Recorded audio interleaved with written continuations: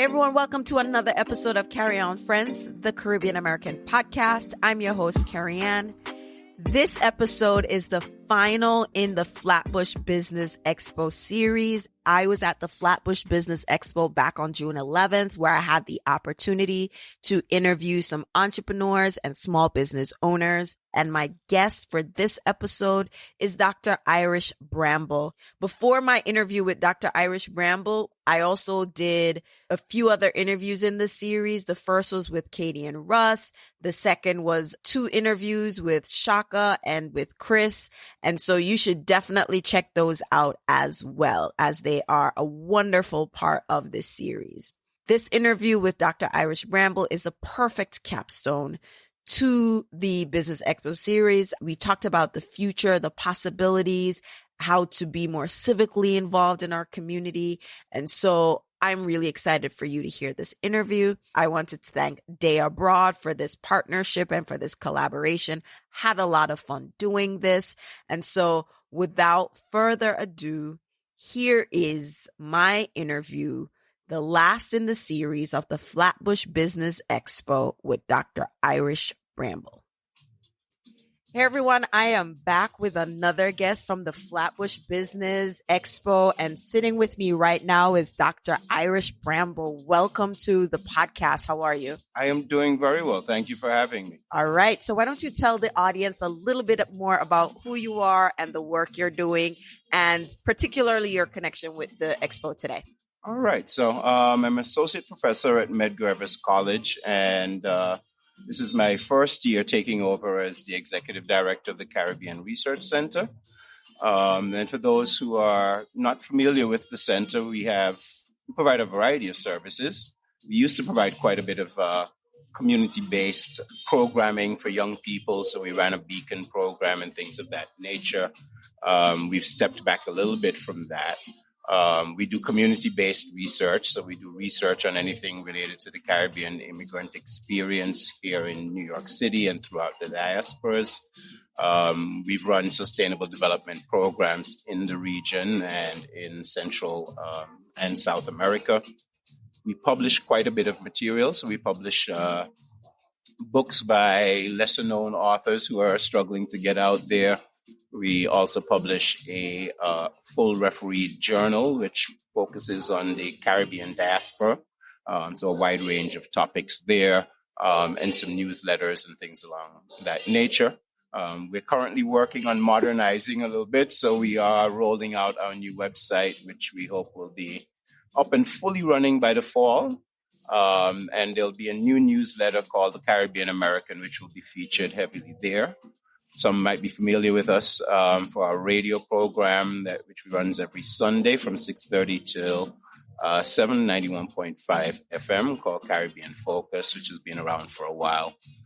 So we're busy. We provide quite a bit of services. We have a reading room for those people who are interested in doing research or who want an opportunity to get access to Caribbean literature, which we are reopening again to the fall. It's under reconstruction right now, so we're doing some renovations.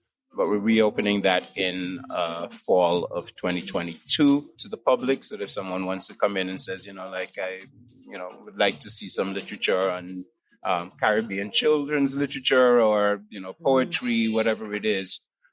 We actually have the oldest special collection on Caribbean literature in New York City. That honor used to belong to RISM, but RISM gave their collection to NYU. So we are now the penultimate source for those types of information. So, it sounds like you do a lot, but for the audience listening, where do we see that work show up in our everyday lives, the work that the research center does? How does that show up? Tell me a little bit more about that, because you're doing a lot, but how does the community see the results of that work? Well, as I said, we scaled back some of our community programming over the last few years, in particular with the passage of, I guess he's 2 executive directors back, Dr. George Irish. So right now, our community footprint isn't as visible as it used to be. But we are in the process of rolling out in the next year. We are getting back into the business of being more visible, I guess, so to speak, in the local community. We do have some youth programming, so we do have youth internships, which we are trying to expand. We have experiential programs. This summer, for example, we're taking 15 local young people, both college-aged and high school-aged, and we're actually connecting them to community-based research, which we are doing. So we're doing research, for example, on air quality here in Brooklyn, both external air quality and internal air quality, and that data, of course, does translate into policy. We are working on a grant with Con Edison looking at natural gas emissions and the way that the public responds to or even interacts with Con Ed over issues like that. That particular project is not Brooklyn-based. It's actually in the Bronx and Harlem.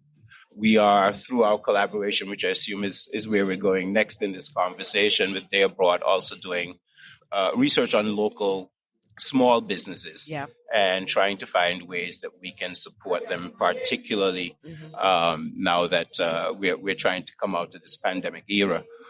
We're part of this development, so we're here today with the Business Expo to show support for that, but we are also trying to roll out in the fall. So I hope your listeners will look out for this. We want to do a similar expo, which we will host on campus, but in particular for entrepreneurs, right? So young entrepreneurs who want to get into business and who we're going to try to connect to the resources which they need, and also direct them away from making some of the mistakes that many of their predecessors made, trying to do everything under the table, move away from the cash only, develop positive relationships with financial institutions, give them support in terms of how do you connect with finances, how do you develop business plans, and all of that. That event we will be rolling out, and you'll see more information about it in the fall. And we hope a lot of them will come out and participate in those types of things. What is one of the things that you find that is deeply needed in the Caribbean community, whether from a business level or overall, that the community is in need of? There's quite a bit, and one is access to reliable information about just about everything, right? And whether it comes down to immigration, we are going to be having an immigration forum as well coming up. We're doing one here as well with Day Abroad, but we'll be having additional immigration forums. And of course, that the college and CUNY has its own immigration program where people in the community who are having immigration issues or, whatever the matter is and who need support and information can actually come in and get it. I think it's a big umbrella when you talk about, access to reliable and helpful information. I think that is a very honest, and while it's a broad sweep, it trickles down to everything. So whether it's immigration, whether it's finances, whether it's buying a house, or whether it's where their kids go to school, it's reliable information. Right. It's like stop relying on your cousin. I was just about to say the informal networks have their, place, but the information that will truly help the next generation, not make the mistakes of the prior generation, really depends on reliable information, and that comes through also networking differently than we've done in the past. And developing the right infrastructure, which is one of the reasons why we are focusing so heavily now on,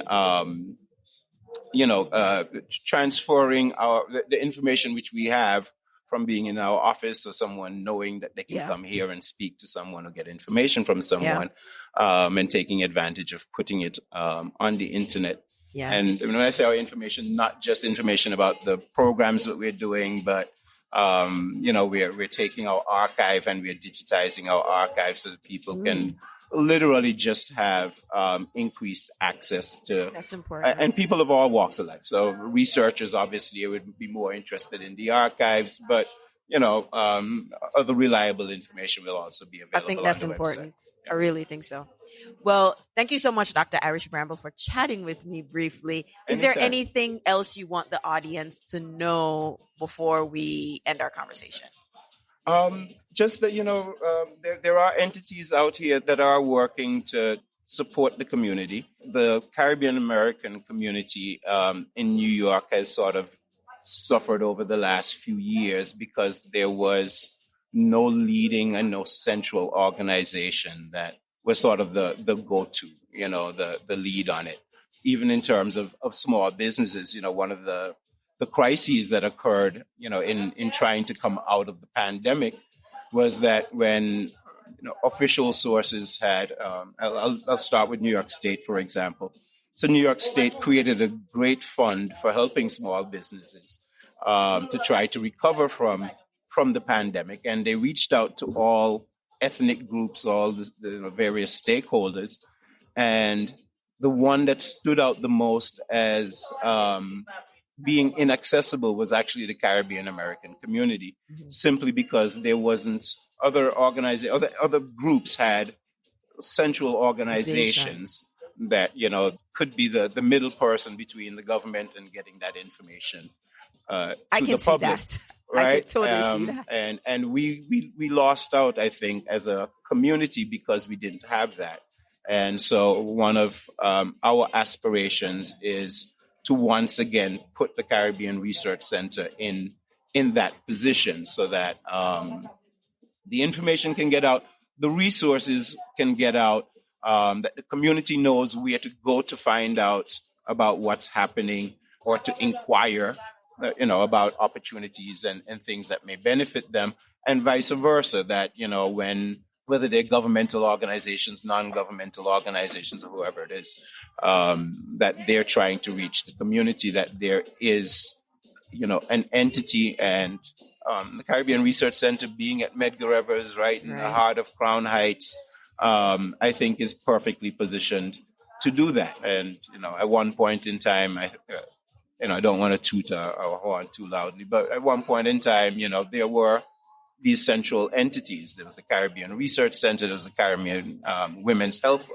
Association, Caribbean American Chamber of Commerce. There were these entities that were powerful, they were, central, they were well known, and they were deeply involved. It's like a changing of the guard, but unfortunately that there was never a true transition. That is exactly it. I'm glad you said it. That's exactly what happened. And this is going off on a tangent, one of the challenges that I've experienced as a young person within the Caribbean, I've always found my elders kind of not respecting my youth and telling me that you're not ready yet.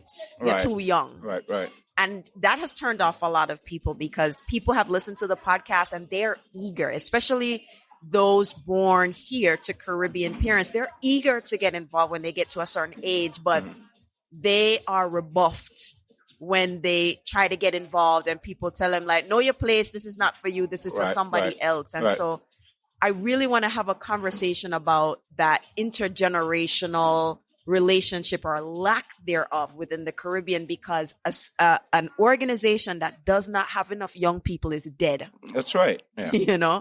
And so we have to do better in terms of this reverse ageism about you're too young, you're not ready yet. Right. And just putting in place structures for continuity. Right? Yes. Which is, you actually hit the nail on the head. That was the crisis that hit many Caribbean American organizations here in Brooklyn. They were powerful. They had powerful leaders. They made a huge footprint, but then there were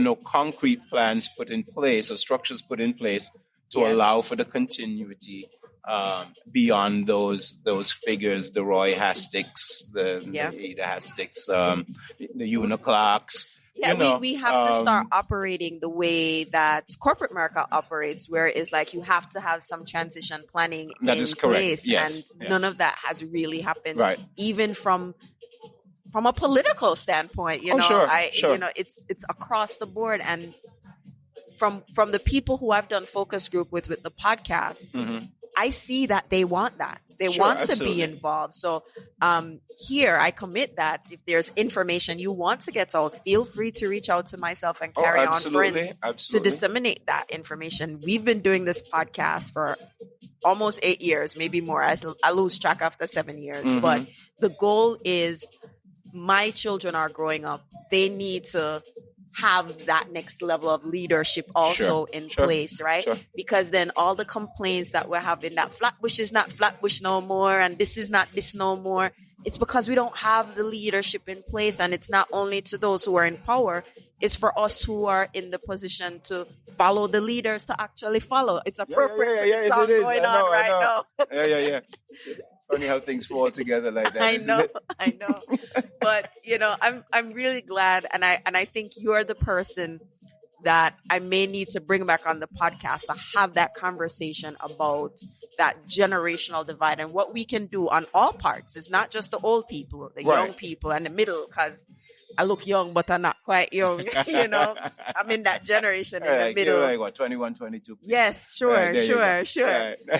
But to really come to the table and have really solid conversations about, okay, we've had our wounds because someone did this to us. How do we move past that wound and get involved in a more civic way in our community? And that is a big part of our emerging mission, is the development of, whether you want to think of it as human capital or whatever, but investing in a lot of training programs with young people, exposing young people to careers, letting young people understand that, and it may not always be the most lucrative courses of work, but that there is plenty of opportunity in giving service to your community. There are plenty of careers where you can be of service to your community and still sustain yourself and live a fairly comfortable life.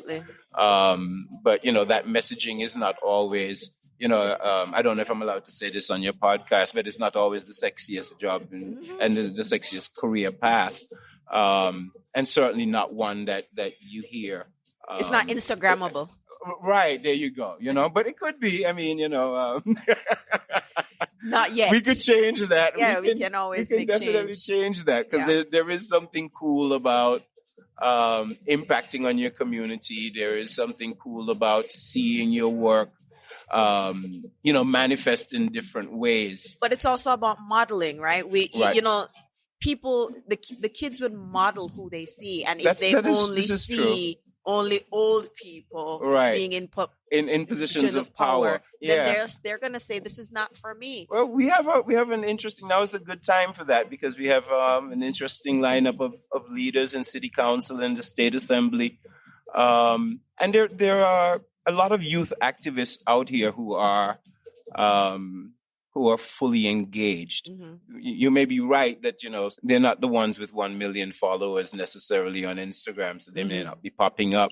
And if you're not looking for them, you may not find them. Yeah. But there is youth advocacy, there is youth involvement, but we need more. And one of the things we are trying to put in place is structures to actually teach young people how to get involved, right? So there's a lot of chatter right now. I don't know if I have enough time on your show, but there's a lot of chatter that you hear passing around in social media and and it's become popular to say it, that they don't teach financial literacy in school, like they need to change the curriculum. And, a lot of that is just people jumping on the bandwagon. It sounds good to say. There is value in that, certainly.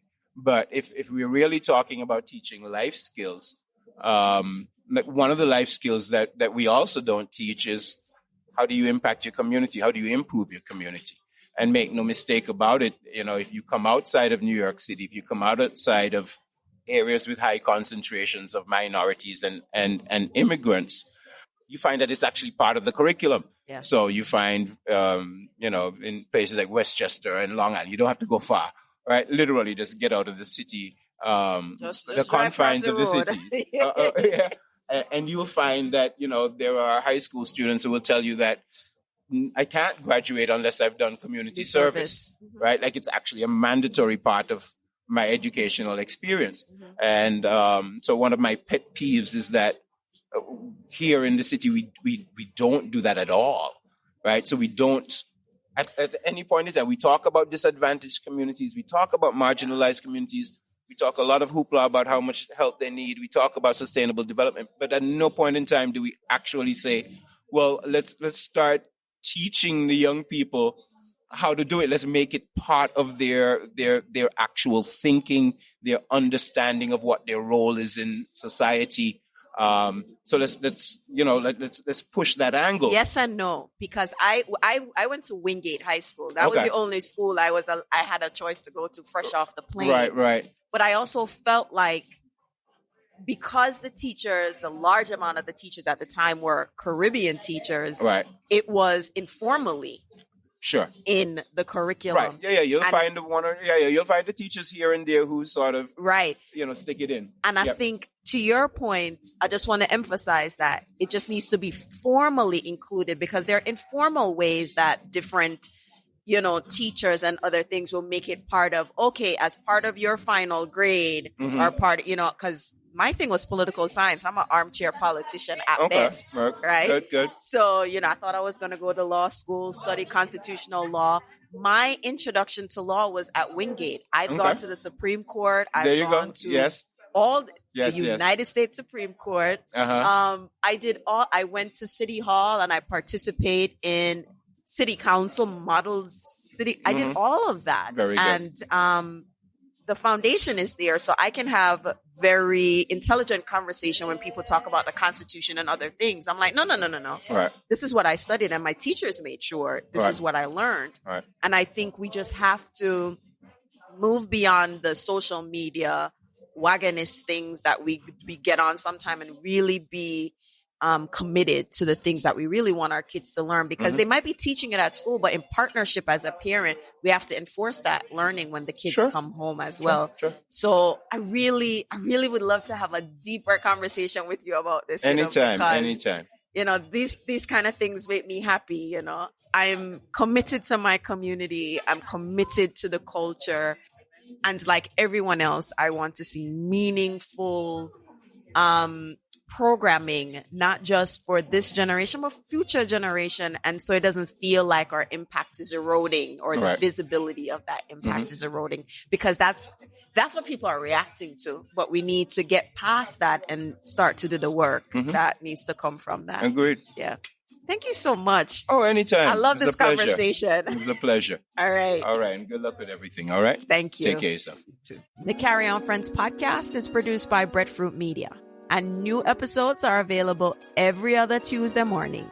You can listen to the podcast on the website, carryonfriends.com, or you can listen on Apple Podcasts, iTunes, or wherever you like to listen to your podcast.